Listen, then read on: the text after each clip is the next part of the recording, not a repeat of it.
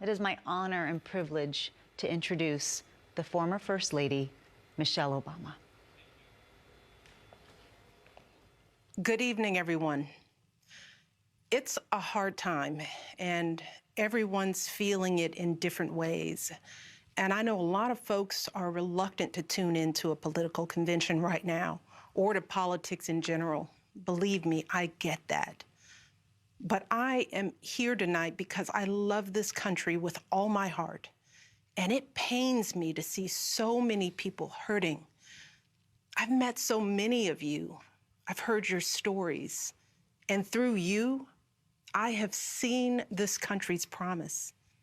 And thanks to so many who came before me, thanks to their toil and sweat and blood, I've been able to live that promise myself. That's the story of America. All those folks who sacrificed and overcame so much in their own times because they wanted something more, something better for their kids. There's a lot of beauty in that story. There's a lot of pain in it too. A lot of struggle and injustice and work left to do. And who we choose as our president in this election will determine whether or not we honor that struggle and chip away at that injustice and keep alive the very possibility of finishing that work.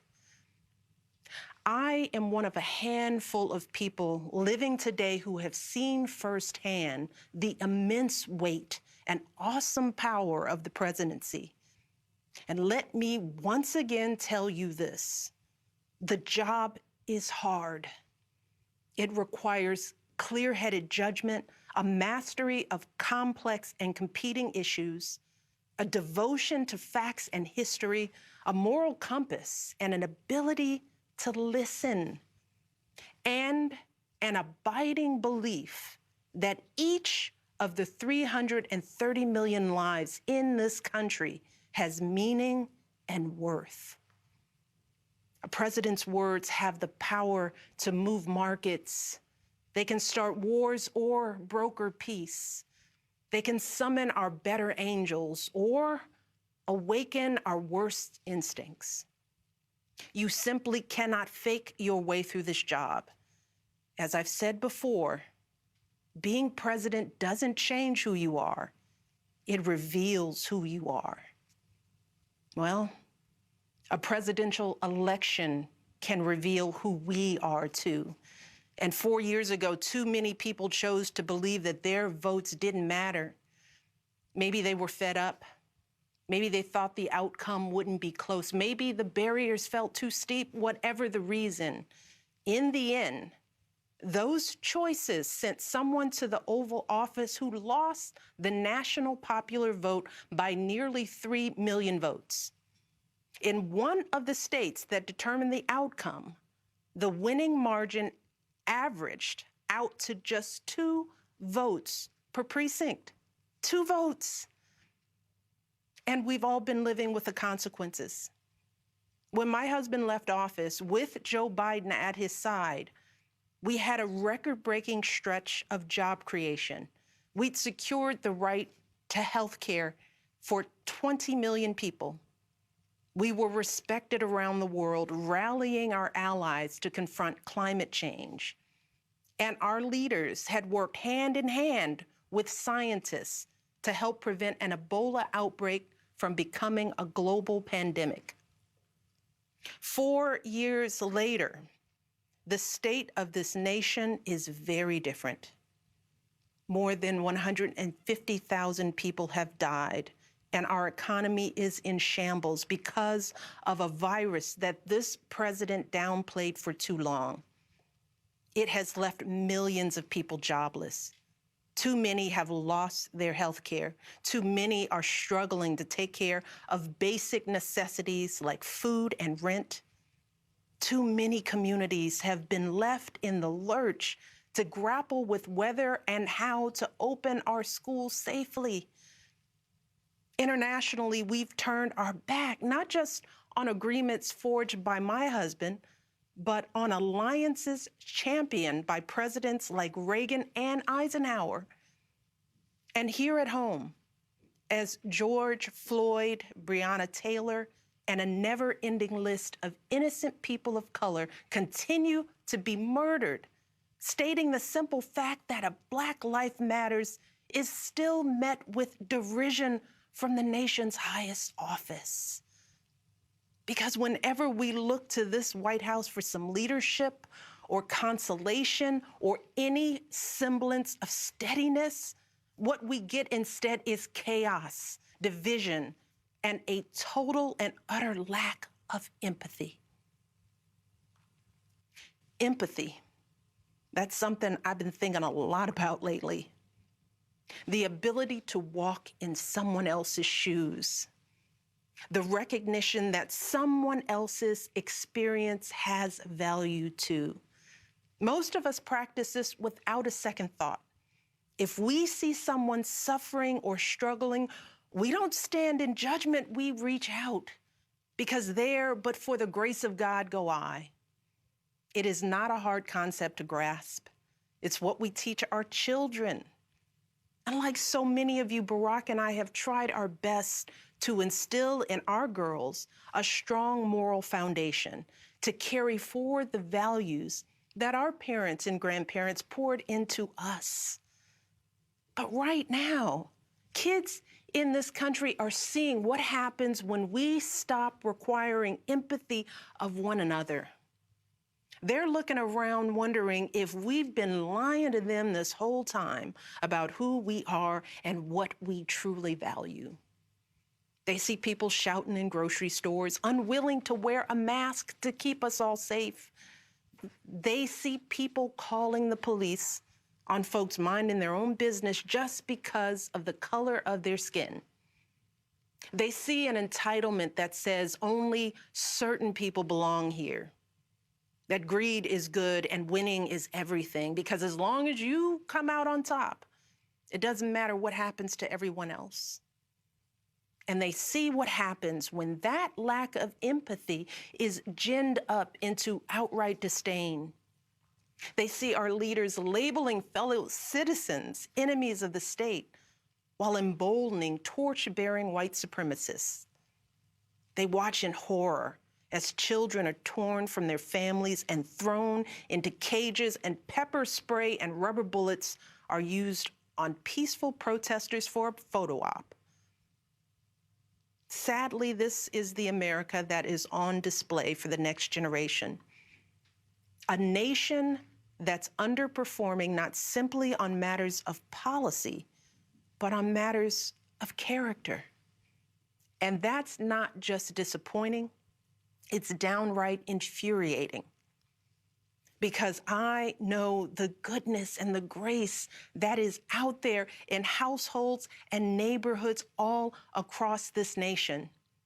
And I know that regardless of our race, age, religion, or politics, when we close out the noise and the fear and truly open our hearts, we know that what's going on in this country is just not right. This is not who we want to be. So what do we do now? What's our strategy? Over the past 4 years, a lot of people have asked me, when others are going so low, does going high still really work? My answer, going high is the only thing that works. Because when we go low, when we use those same tactics of degrading and dehumanizing others, we just become part of the ugly noise that's drowning out everything else. We degrade ourselves. We degrade the very causes for which we fight. But let's be clear. Going high does not mean putting on a smile and saying nice things when confronted by viciousness and cruelty. Going high means taking the harder path. It means scraping and clawing our way to that mountaintop. Going high means standing fierce against hatred while remembering that we are one nation under God. And if we want to survive, we've got to find a way to live together. and work together across our differences.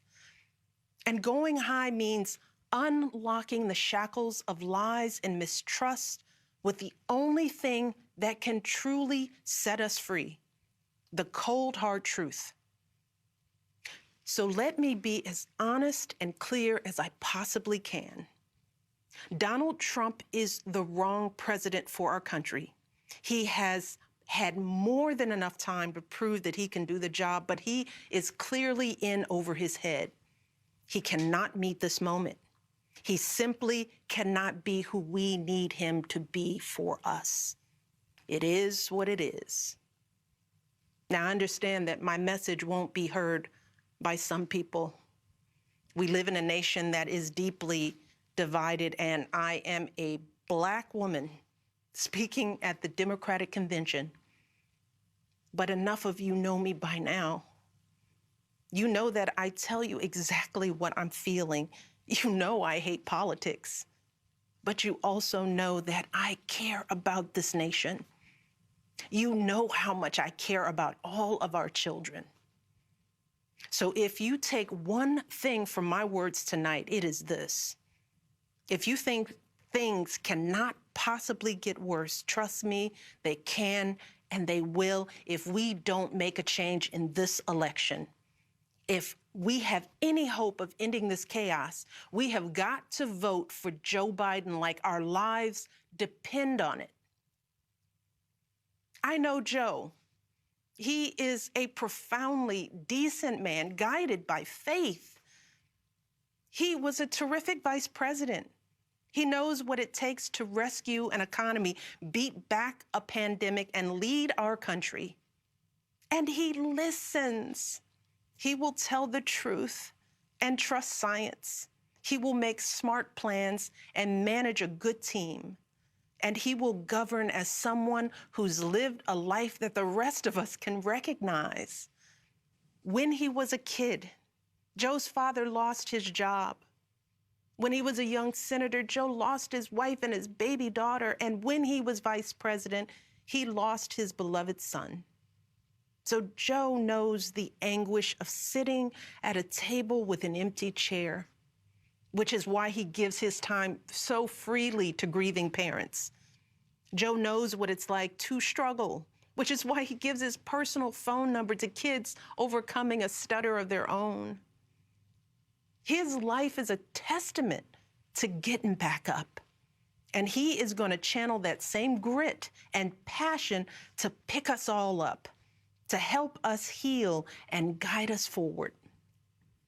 Now, Joe is not perfect, and he'd be the first to tell you that. But there is no perfect candidate, no perfect president. And his ability to learn and grow, we find in that the kind of humility and maturity that so many of us yearn for right now. Because Joe Biden has served this nation his entire life without ever losing sight of who he is. But more than that, he has never lost sight of who we are, all of us. Joe Biden wants all of our kids to go to a good school, see a doctor when they're sick, live on a healthy planet. And he's got plans to make all of that happen. Joe Biden wants all of our kids, no matter what they look like, to be able to walk out the door without worrying about being harassed or arrested or killed. He wants all of our kids to be able to go to a movie or a math class without being afraid of getting shot. He wants all our kids to grow up with leaders who won't just serve themselves and their wealthy peers, but will provide a safety net for people facing hard times. And if we want a chance to pursue any of these goals, any of these most basic requirements for a functioning society, we have to vote for Joe Biden in numbers that cannot be ignored. Because right now, folks who know they cannot win fair and square at the ballot box are doing everything they can to stop us from voting. They're closing down polling places in minority neighborhoods. They're purging voter rolls. They're sending people out to intimidate voters, and they're lying about the security of our ballots. These tactics are not new. But this is not the time to withhold our votes in protest or play games with candidates who have no chance of winning. We have got to vote like we did in 2008 and 2012. We've got to show up with the same level of passion and hope for Joe Biden. We've got to vote early, in person if we can. We've got to request our mail-in ballots right now, tonight, and send them back immediately. And follow up to make sure they're received. And then make sure our friends and families do the same. We have got to grab our comfortable shoes, put on our masks, pack a brown bag dinner, and maybe breakfast too, because we've got to be willing to stand in line all night if we have to. Look, we have already sacrificed so much this year. So many of you are already going that extra mile. Even when you're exhausted, you're mustering up unimaginable courage to put on those scrubs and give our loved ones a fighting chance. Even when you're anxious, you're delivering those packages, stocking those shelves, and doing all that essential work so that all of us can keep moving forward. Even when it all feels so overwhelming, working parents are somehow piecing it all together without childcare. Teachers are getting creative so that our kids can still learn and grow. Our young people are desperately fighting to pursue their dreams. And when the horrors of systemic racism shook our country and our consciences, millions of Americans of every age, every background rose up to march for each other, crying out for justice and progress. This is who we still are. Compassionate, resilient, decent people whose fortunes are bound up with one another. And it is well past time for our leaders to once again reflect our truth. So it is up to us to add our voices and our votes to the chorus of history, echoing heroes like John Lewis, who said, "When you see something that is not right, you must say something. You must do something." That is the truest form of empathy. Not just feeling, but doing. Not just for ourselves or our kids, but for everyone, for all our kids. And if we want to keep the possibility of progress alive in our time, if we want to be able to look our children in the eye after this election, we have got to reassert our place in American history. And we have got to do everything we can to elect my friend Joe Biden as the next president of the United States. Thank you all. God bless.